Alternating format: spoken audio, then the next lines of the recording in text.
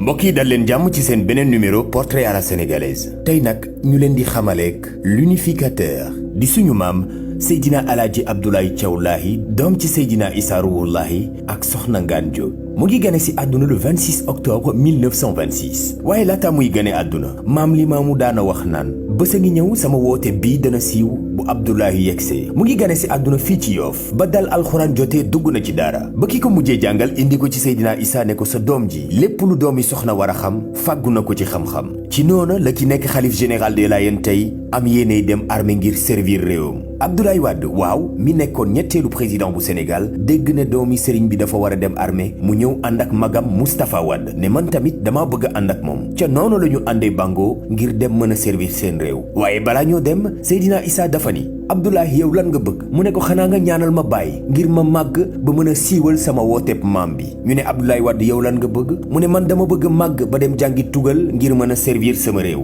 Seydina Issa jox leen ñaari oto waajal leen ñaanal leen ne leen bu soobee yàlla li ngeen bëgg dina am en 2000 Abdoulaye Wade nekk ñetteelu président de la République bu Sénégal avril 2001 Seydina Abdoulaye Thiaw Lahi nekk xalifu Seydina Limamou Laye ay promotionnaire la ñu woon Abdoulaye Wade ki nekk xalifu Seydina Limamou Laye ak Serigne Cheikh Gaynde Fatma Mbacké te seen ànd boobu lu dëggu la woon. nee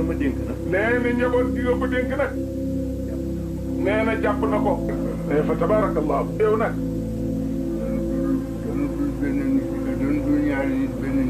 nee na yow président yaag moom da ngeen dul ñaari nit kenn ngeen. bés Seydina Abdoulaye Thiaw Lahi mu ngi nettali ne dañu ko jële bango yóbbu ko Kaolack ci la Abdoulaye Wade sàkkoo ci ñi ko yilifoom ne moom it dafa bëgg a dem fekke ji xaritam boobu li la di wane seen xaritoo bu nekk seen diggante ba ñuy ndaw ba tey en 1949 balaa papaam Seydina Issa di génn àdduna da ko woo yebal ko ngir mu dem def fi ay conférence ñu bëri ci mag ñi ci tund wi jàpp ne loolu daal dafa teel ci xale bi diingat yi ruumandaat yi ak waxi suuf yi mu xam li mu xam yebal xale bi ki nekk xalifu Limaamu Laay tey dem ci diwaanu Louga jóge fa dem Ngumba Ngéewul jàllu Mbengeen Bawoor jóge fa dem Pout Njéegéen ak tund jandeer wépp di fa gàmmu yoo xam ne ñi mu àndaloon ñépp a mujj yéemu Seydina Abdoulaye Thiaw Lahi fu mu jaar ba wax ñépp naw ko ndax fasaa gi mu am ak xam-xam bi ni mu ci yéwénee ak ni mu déggee wooteeb Seydina Limaamu alayhi salaam mu ñibbi si Seydina Issa Rouhou Lahi woo mag ñi dem dingat ne leen kaay leen lu ngeen gis nag ñu ne ko macha allah xale bii day wax dëgg yàlla bett nañu lool ci xam-xam bu sell mu ne leen man Seydina Issa bant sax su ma ko sampoon ne ko waxal mu yem ñépp waxuma la ak doom ji ma jural sama bopp Seydina Abdoulaye Thiaw Lahi bàyyiwul benn yoon lu tolloog juróom fukki at dem na ci mboolem gox ak tund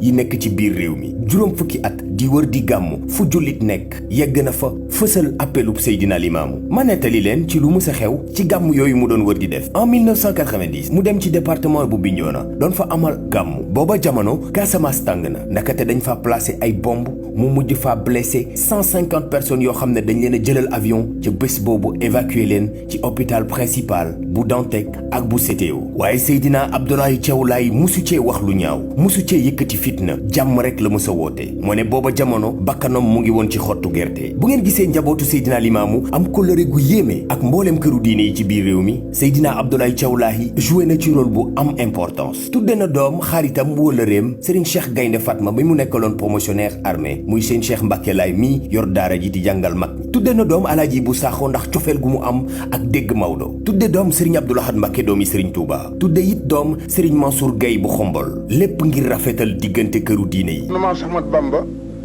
dafa jógoon takku nag liggéeyali yàlla te nag ki wuti am ba andi yemul ak ki wuti ndax xamagul dina amam déet Serigne Touba nag